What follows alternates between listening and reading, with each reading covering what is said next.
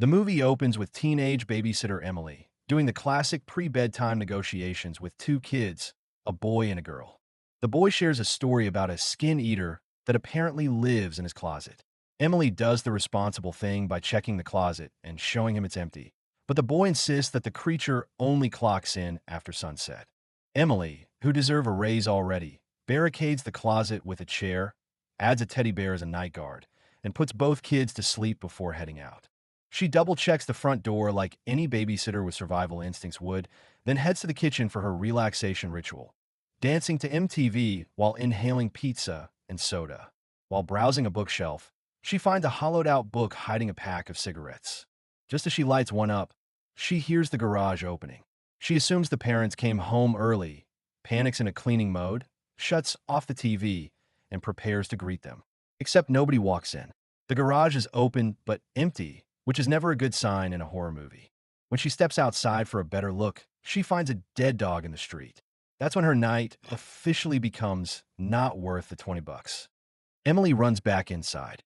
On the living room chair sits the teddy bear with a handwritten note that reads, "You're pretty," which is unsettling both for its tone and the grammar. Assuming the boy is pranking her, she returns the bear to his room, but finds the closet door open and the chair knocked over. She props everything back and sets the bear exactly where it was. She heads to the girl's room to scold her, but when she returns to the hallway, picture frames are now perfectly lined up across the floor. Determined to blame the boy, she checks his room again and finds him asleep while the teddy bear sits on his bed, holding another note reading, "Be mine." The closet is open and the chair is down again. Emily calls out for the parents, hoping they magically appeared.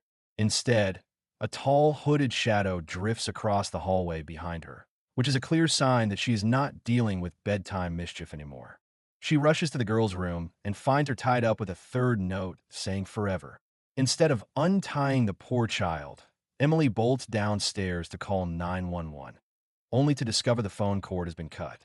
The TV suddenly turns on, showing a masked figure holding yet another note that reads "an ever."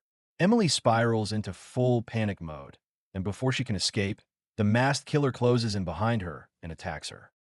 Months later, our main girl Dina returns to her hometown of Reedy Creek, which is busy preparing for Halloween. She immediately bumps into a guy named Chad filming everything with his camera, closely followed by his friend Willis stepping out of a van. Dina explains she's only visiting for the weekend and heads to the pharmacy to pick up her dad's ACE inhibitors. Meanwhile, the sheriff finds an unmarked box on his doorstep containing a gray garage remote, the exact kind missing from the house Emily was murdered. He brings Officer Butch to the now-for-sale residence, hands him the remote, and when Butch presses the button, the garage door opens. The sheriff realizes whoever returned the remote is the killer. At the police station, the receptionist gives the sheriff a box she discovered on her porch that morning, addressed to him. Inside is a VHS tape labeled "Night of the Reaper, the Camper." He and Butch watch the grainy footage, which shows a guy getting attacked and dragged away by a skeleton masked figure. The sheriff identifies the victim as Connor Davis, whose body was discovered by a creek 2 years earlier. Though the death was ruled accidental, the tape proves it was murder. The sheriff and Butch head to the creek where Connor's body was found to investigate further. On their way there, they run into a Forest Service's officer named Elizabeth, who handles the body of a dead dog. She tells them it must be a stray, with no collar and no owner. At the creek, another VHS tape waits for them in a box, this one titled "Night of the Reaper, the Babysitter." Back at the station, they play it and realize it's from the night Emily was murdered. The sheriff asks Butch to rewind the tape, looking for clues. He spots a van and its plate number in the footage, and Butch immediately recognizes it as Chad's. Meanwhile, Dina visits her friend Hattie and brings her some coffee. Hattie is thrilled to see her. They chat, and Hattie suggests they hit up Polly's and get drunk. Dina thinks it's a great idea and asks if she wants to go tonight. Hattie explains she's babysitting the sheriff's kid tonight and mentions she's been doing it regularly since the sheriff's wife passed away. Hattie then jokingly admits she has an ulterior motive. Maybe she could step into the sheriff's wife's shoes, with Dina as her maid of honor. Later, Hattie comes down with stomach flu and begs Dina to cover her babysitting job. Though Dina is hesitant since she promised to spend time with her parents, She eventually gives in when Hattie desperately pleads for help, worried she'll lose the gig if she bails on the sheriff. Meanwhile, at the police station, Chad is brought in for questioning. Butch remains skeptical about Chad's guilt, reminding the sheriff Chad was just a minor at the time of the camper's murder. The sheriff pressures Chad for a confession, accusing him of filming people and making snuff films, but Chad stays defensive, insisting he didn't do anything. While the sheriff suspects Chad was involved in Emily's murder, he lacks solid evidence to prove it. At the same time, at the sheriff's home, Dina befriends Max, his son. She bribes him with sweets for a house tour. In the basement, she sees the late mother's wedding dress, and Max explains his mom died in a car crash. Another door is locked because it's the sheriff's office and contains guns. They end up in Max's room, bonding over walkie-talkies and baseball. During a game of hide-and-seek, Dina sees a hooded figure outside. She thinks it's Max until he speaks through the walkie-talkie from inside the house. When she looks again, the figure is gone. The sheriff calls to check in on them, telling her he will swing by later. At the station, the sheriff keeps pressuring Chad, who reminds him he has no warrant to search his camera. The sheriff accuses him of being in the van with Willis during the murders and suggests Willis might have been the masked one. Chad denies everything. After the sheriff storms out, he orders Butch to issue an APB for Willis, but Butch refuses, saying they have no evidence. He tells the sheriff to go home to his kid and let him handle the station, but he storms out and decides to do it alone. Back at his home, Dina and Max watch a horror movie together. She offers to play another round of hide-and-seek, but he says he is very sleepy. She puts him to bed and then goes scavenging for liquor in the kitchen, which is when she hears dog yelps outside. She gets a flashlight and goes out to investigate, but finds a dead dog on the property. This killer clearly has an anti-pet agenda. The wind bangs the door, sending her sprinting back inside. She bolts the door and calls animal control to handle the situation so Max won't see the corpse. The sheriff gets an update from Butch that they can't hold Chad any longer and his parents were called. The sheriff ignores the message and goes to Willis's apartment complex, recognizing him from Chad's footage. Inside his apartment, he finds another VHS package on the bed just as Willis appears. The sheriff immediately punches him and arrests him. At the station, the sheriff leaves Willis with Butch and heads to watch the tape. It turns out to be footage of his wife, Abigail's death. She crashed the car, but survived long enough for the masked killer to smash her head into the steering wheel. The sheriff breaks down, then channels all of that grief into a violent attack on Willis. He demands an explanation and pulls a gun on him. Willis panics and says he was only supposed to deliver the tape. Before he can explain further, Butch interrupts with an emergency. Meanwhile, Dina grows increasingly convinced someone is stalking her.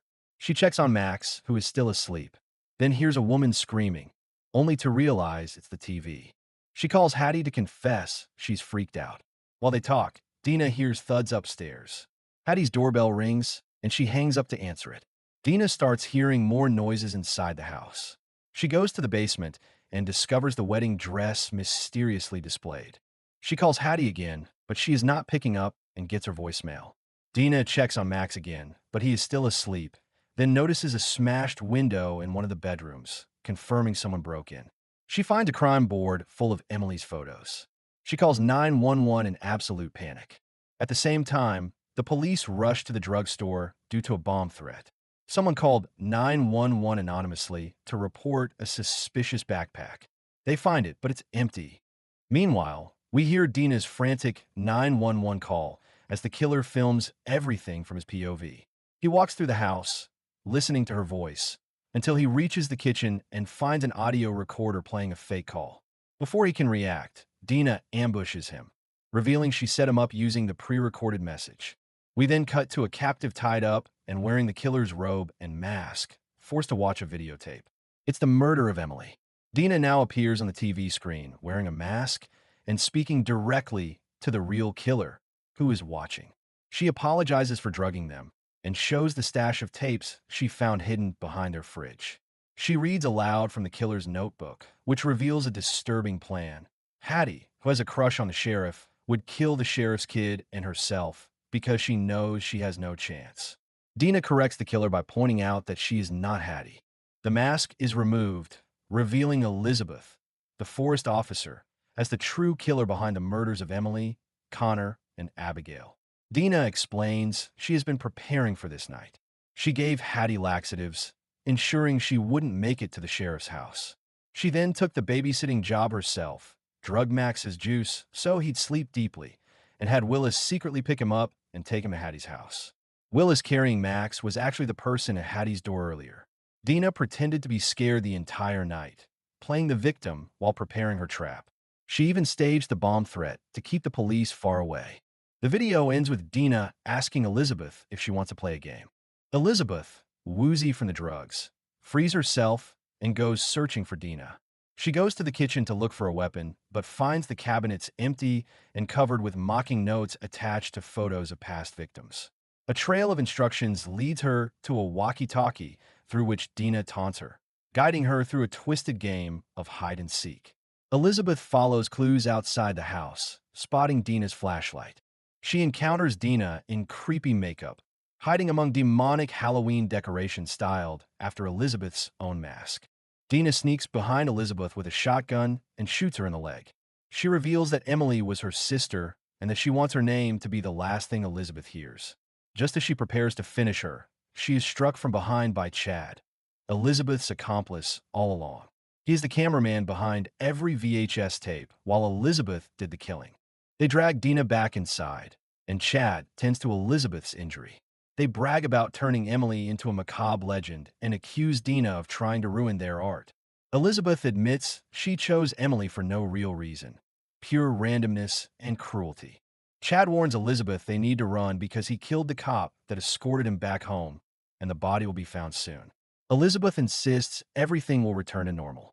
They have managed to go undetected for this long. But Dina tells Elizabeth that if she noticed her, others will too.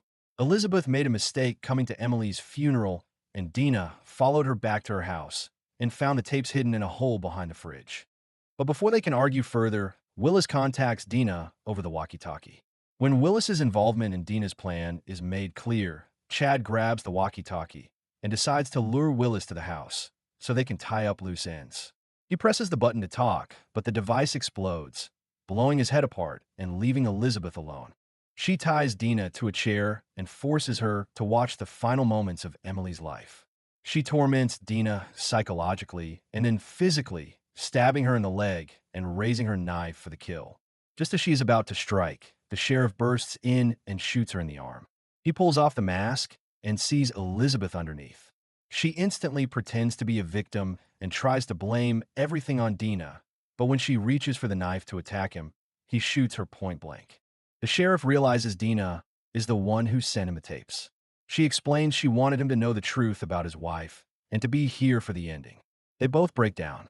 She tells him the killer captured the last moments of their loved ones, so she wanted him to capture Elizabeth's. The sheriff frees Dina, and she immediately asks him not to report Elizabeth's death because she doesn't deserve their lives too. Instead, they settle on a different plan. Elizabeth will be reported missing after a couple of days, and when the police eventually search her house, all the evidence will conveniently surface there. With no body to recover, Elizabeth will simply vanish, turning into a local ghost story rather than a headline. To honor the memories of Abigail and Emily, the sheriff officially reports the videotape killer as missing. He and Dina silently agree to carry this secret between them forever, their own private way of protecting the people they lost. When investigators look into Elizabeth's disappearance, they instead discover the severed body of Chad, which the sheriff strategically plants at her home. It's a grim but fitting end for someone who helped carry out so much brutality. The film closes on the sheriff's final words to Dina: "You discover a monster, and we slayed it." All of this is for Abby and Emily. The end. Thanks for watching. Don't forget to like and subscribe. And until next time.